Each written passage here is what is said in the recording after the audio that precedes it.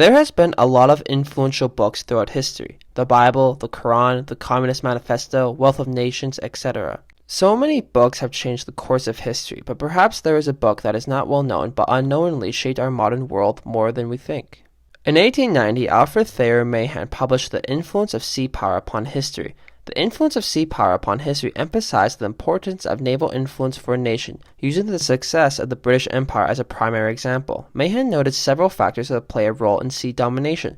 One factor, he argued, was the nation should seek international markets. By doing this, a nation must have a merchant navy, which could carry products to new markets across the great highway of the high seas, a battleship navy to deter or destroy rival fleets, and a network of naval bases capable of providing fuel and supplies for the enlarged navy, while maintaining open lines of communication between a country and its new markets. Mahan also brought up trade. He believed naval control also gave you control of trade routes and primary locations, as well as disrupting an opponent's maritime trade routes and seizing control of key sea lanes, which could weaken their economy and overall national power. Sir Walter Raleigh once said, "For whoever commands the sea commands the trade. Whoever commands the trade of the world commands the riches of the world, and consequently the world itself." The book has over 557 pages and covered a lot of effective strategies and used many examples throughout history.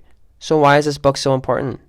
Well, around 1890, tensions between the world's superpowers was high, and every leader was using the influence of sea power upon history as a playbook. This resulted into a naval arms race between these nations and ultimately led to the First World War. The relevance of Mahan's book wasn't only prevalent in Europe but in Asia as well. Mahan's work was translated in Japanese during its naval buildup and heavily influenced the Imperial Japanese Army. This came in handy during their victory in the Russo-Japanese War in 1904 to 1905. Being that Mahan is American, his work was first available to the United States, and it showed. Theodore Roosevelt once wrote to Mahan, "During the last 2 days I have spent half my time, busy as I am, reading your book. I am greatly in error if it does not become a naval classic." American imperialism was influenced through this book as Roosevelt's rush to expansionism during the Spanish-American War to obtain naval highways and resources for U.S. ships in Caribbean and the Pacific.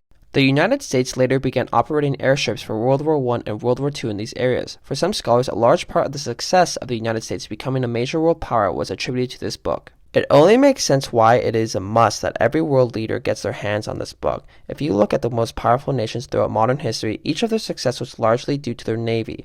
British Royal Navy, Spanish Armada, Dutch Republic, Venetian Navy, and of course the United States. The strategic importance of this book hasn't been left by the wayside. China and India obviously have taken notice as they have invested heavily in their navy. Conflicts are arising more than it has in recent memory. As I write this, the U.S. Navy ships are in conflict with the Houthi movement, which in response, Iran sent their warships to the Red Sea. Unlike other influential books in the world, Mahan's work may be the longest lasting. As long as there is war, there is a reason for world leaders to read Mahan's book. If tensions keep rising between nations, expect more Navy involvement in the following months or years. Mahan believed that those who ruled the seas ruled the world, and like Tears for Fears has said, everybody wants to rule the world.